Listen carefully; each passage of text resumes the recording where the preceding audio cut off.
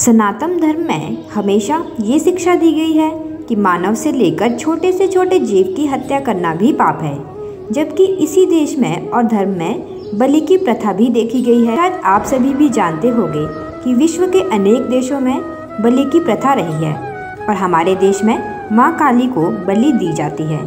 आज भी माँ काली को मांस का भोग अनेक मंदिरों में लगाया जाता है।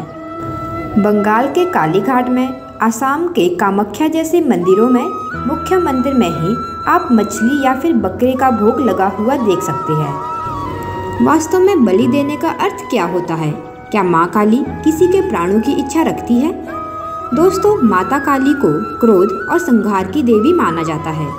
लोक कल्याण के लिए माता काली ने चंडमुंड, रक्त बीज, शुभ निशम जैसे राक्षसों का संहार किया, इसीलिए उनके हाथ में रक्त का एक कटोरा भी देखा जाता है। तो क्या माता काली दुष्टों का संहार करने के साथ अपने भक्तों से भी बलि की आशा करती है, या फिर माँ दुर्गा बलि से प्रसन्न होती है? तो अगर आप लोग भी इसके बारे में जानना चाहते हैं तो आज की इस वीडियो को अंत तक जरूर देखें। नमस्कार दोस्तों, स्वागत है आपका हमारे YouTube चैनल में। दोस्तों, अधिकांश लोग तो स्वार्थ के लिए देवी देवताओं या फिर भगवान को पूजते हैं, उनकी मनोकामना पूरी हो जाए, इसके लिए वो किसी भी सीमा तक जाने के लिए सहमत हो जाते हैं। बलि देने का अर्थ होता है ऊर्जा को मुक्त करना और उस ऊर्जा को किसी और कार्य के लिए प्रयोग करना।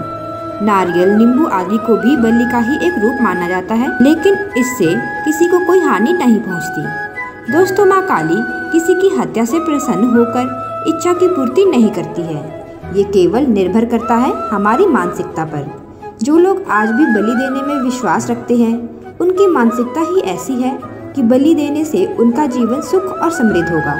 लेकिन ऐसे काम करने से कोई भी देवी देवता प्रसन्न नहीं होते हैं। जो लोग बिना विचार किए केवल अपने उद्देश्य को सिद्ध करना चाहते हैं, वो मनुष्य की बलि देने की सीमा तक भी पहुंच जाते हैं। और बलि के लिए हमेशा ऐसे व्यक्ति या पशु को चुना जाता है जो जीवंत और ऊर्जावान होते हैं।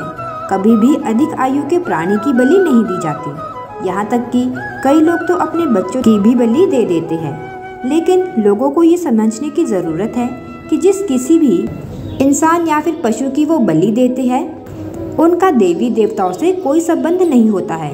जैसे कि अगर बकरे की बलि दी जाती है तो उसे बाद में लोग ही खाते हैं, ना कि वो देवी देवता जिसके नाम पर बलि दी गई है।